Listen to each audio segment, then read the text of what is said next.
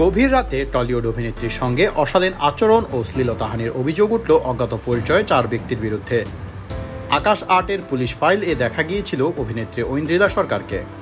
বুধবার গভীর রাতে শুটিং ফ্লোর থেকে ফিরছিলেন তিনি, সঙ্গে ছিল অভিনেত্রীর 4 বন্ধুও।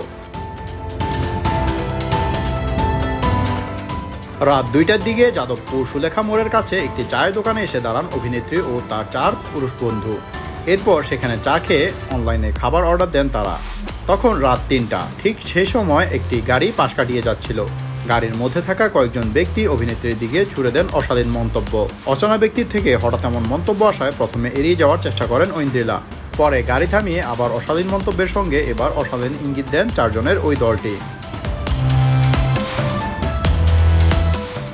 এই ঘটনার পর প্রতিবাদ করেন অভিনেত্রীর 4 বন্ধু। সঙ্গে সঙ্গে গাড়ি থেকে নেমে আসে 4 ব্যক্তি। তাদের মধ্য থেকে 2 জনের সঙ্গে কথা কাটাকাটি চলতে থাকে অভিনেত্রীর বন্ধুদের।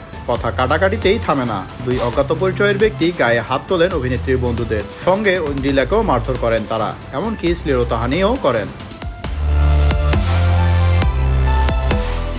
ঐন্দ্রিলা বলেন, আমরা ভদ্রভাবে কথা বলছিলাম ওদের সঙ্গে, কিন্তু ওরা কিছুতেই নিজেদের আচরণ ঠিক করছিলেন না। আমার গায়ে হাত তোলার পরেও থামেননি, শ্লীলতাহানির চেষ্টা করেন। তখন আমার বন্ধুরা প্রতিবাদ করে ওঠে। এরপর পুলিশের গাড়ি পেট্রোলিংয়ে আসে। তখন এই ঘটনা দেখতে পেয়ে ওদের থানায় নিয়ে যায়। সমানে ওরা হুমকি দিতে থাকে যে একবার থানা থেকে বের হলে আমাদের অবস্থা খারাপ করে দেবে। আমায় অ্যাসিড ছুঁড়ে মারার হুমকিও দেন। অভিনেত্রী আরও বলেন, থানায় গিয়ে প্রাথমিকভাবে দুপক্ষকে বিষয়টা মিটিয়ে নেওয়ার কথা বলে পুলিশ, কিন্তু আমরা সেটা চাইনি।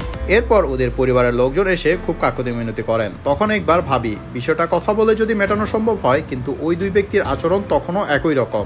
কর্মরত পুলিশকে পর্যন্ত হুমকি দিতে ছাড়ছেন না ওরা। এরপর আর কোনো কিছু ভাবতেই পারিনি। এফআইআর দায়ের করি, ততক্ষণে ভোর হয়ে যায়।